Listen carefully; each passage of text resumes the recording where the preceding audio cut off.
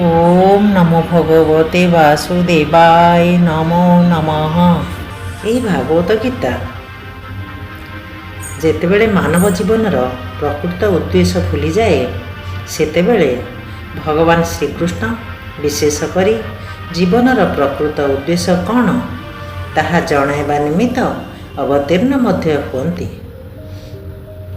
ଏପରିକି ଅନେକ ଜାଗ୍ରତ ମନୁଷ୍ୟମାନଙ୍କ ମଧ୍ୟରେ କେହି ଜଣେ ପ୍ରକୃତରେ ତା'ର ଦିବ୍ୟ ସ୍ୱରୂପ ସ୍ଥିତିକୁ ବୁଝିପାରେ ଏବଂ ତାହାରି ପାଇଁ ହିଁ ଏ ଭଗବତ ଗୀତା କୁହାଯାଇଅଛି।